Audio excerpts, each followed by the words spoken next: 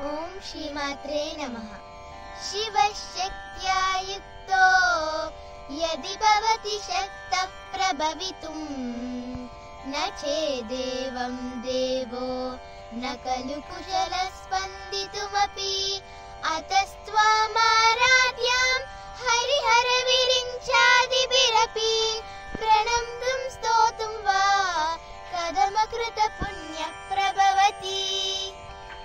तनीयां संवांसुं तव चरणपङ्क्तेरुहभवम् विरिञ्चिः सञ्चिन्वन् विरचयति लोकानविकलम्।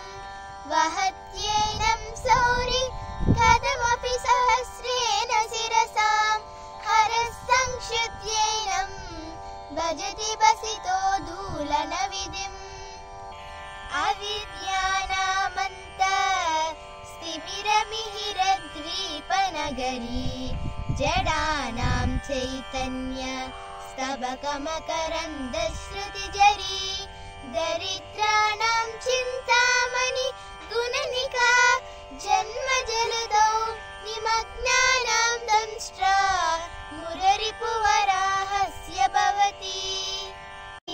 त्वदन्यपाणिभ्याम् अभयवरदो दैवतगणः त्वमेकानैवासि प्रकटितवराभीत्यभिनया। भयात्रातुं दातुं फलमपि च वाञ्छा समधिकम् शरण्ये लोकानां तव हि चरणावेव निपुणौ। हरिस्त्वामाराध्या प्रणतजन सौभाग्यजननी पुरानारी भूत्वा पुररिपुमपि क्षोभमनयत्।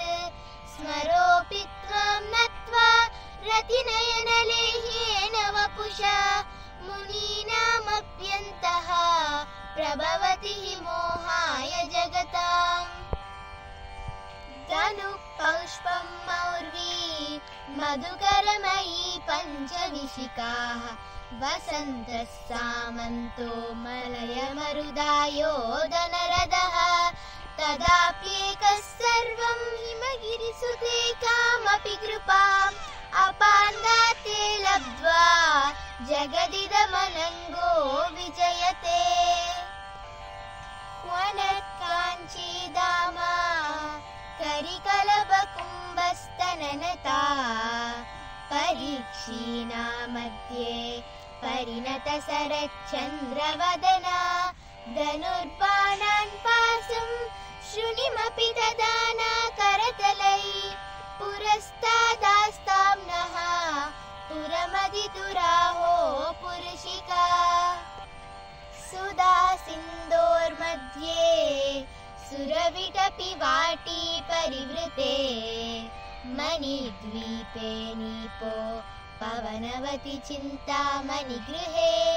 शिवाकारे मञ्चे परमशिवपर्यङ्कनिलयां भजन्ति त्वां धन्या कतिचन चिदानन्दलहरीम्।